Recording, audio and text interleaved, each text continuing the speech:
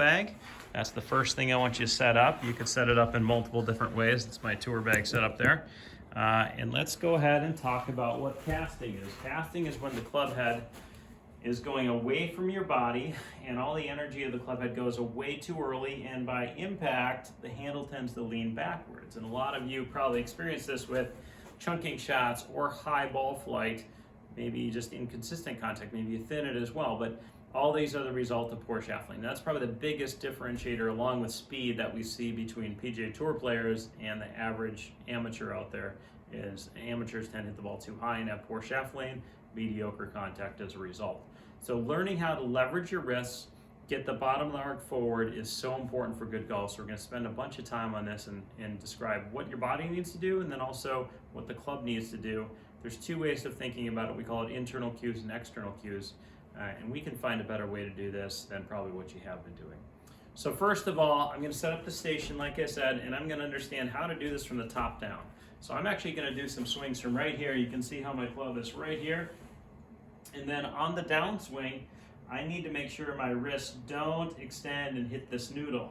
So you can see how I'm right there. I go to my 9 o'clock position.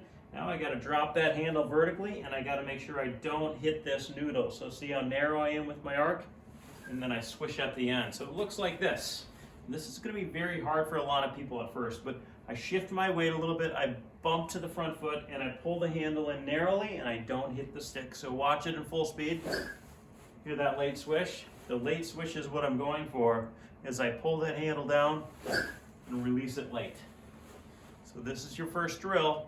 Go ahead and take it to the top. Learn to pull the handle and don't hit that noodle at all. See how close I am? Just like that. So we're going to do a bunch of top downs. That first drill is top down, and that's what I want you to do for protocol 1. I want you to do about 20 of these every day. Learn how to pull that handle and go ahead and yank that thing down. And if you do actually try to feel this on a golf ball, it feels really weird. You may have to top a bunch. Your first session out doing this is probably going to be your ugliest session of your life, and that's okay.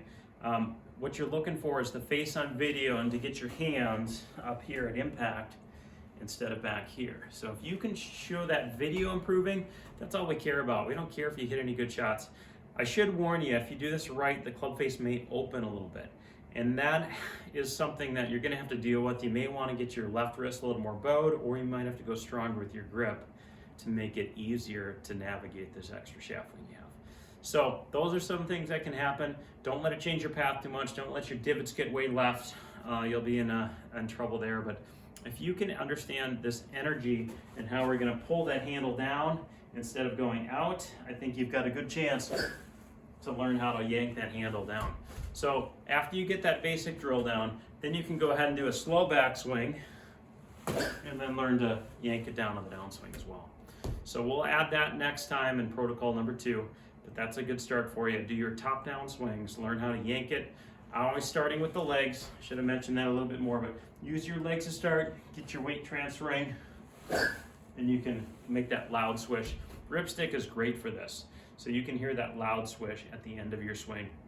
Again, start out with all the weights in it.